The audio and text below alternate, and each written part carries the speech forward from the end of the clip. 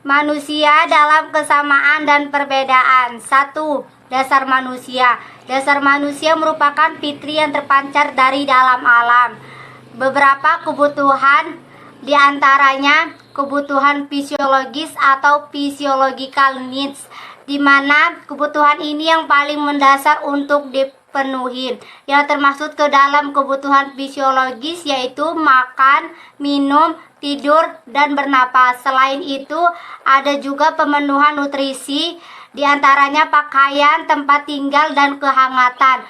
2. Kebutuhan keamanan dan keselamatan, security and safety needs. Pada kebutuhan yang kedua ini menjadi lebih kompleks, di mana kebutuhan akan rasa aman dan nyaman ketika ada keamanan dan keselamatan. 3. Kebutuhan kasih sayang dan rasa memiliki, love and belonging.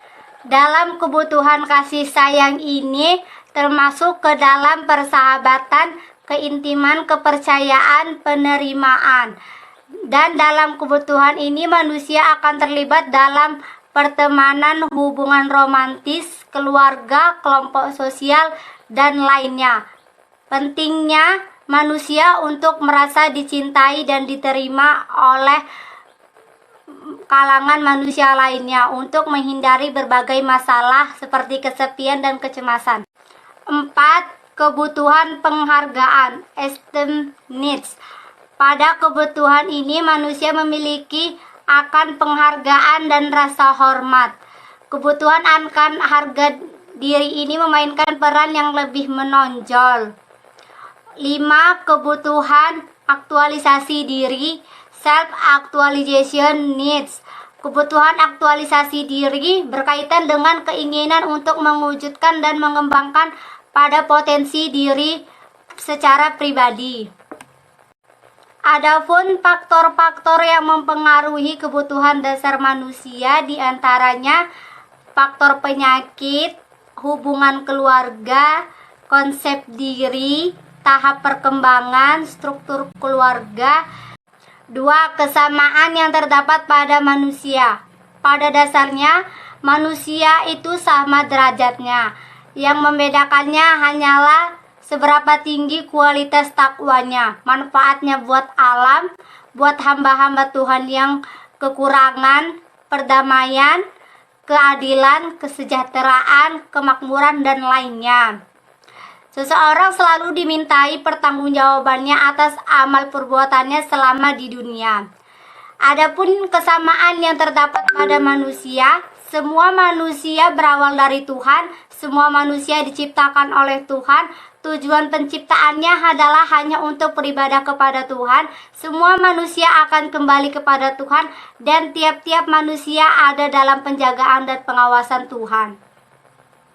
3. Perbedaan yang terdapat pada manusia. Manusia tidak dapat hidup dengan sendirinya, tetapi sangat membutuhkan peran orang lain, karena kita hidup di dunia ini saling membutuhkan satu dengan yang lainnya. Sebagai makhluk sosial, manusia tidak pernah bisa hidup seorang diri dan memerlukan bantuan orang lain.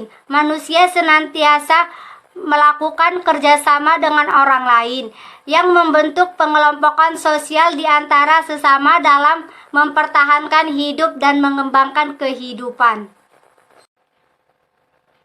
Kesimpulan, dasar manusia adalah fitri yang terpancar dari dalam alam. Kebutuhan dasar manusia itu sendiri merupakan sesuatu yang dibutuhkan oleh manusia untuk mempertahankan hidup dan kesehatan, misalnya makanan, air, keselamatan, dan cinta kasih, keseimbangan fisiologis maupun psikologis. Kebutuhan dasar pada manusia sama, meskipun ada kebutuhan tertentu yang berbeda pada setiap individu.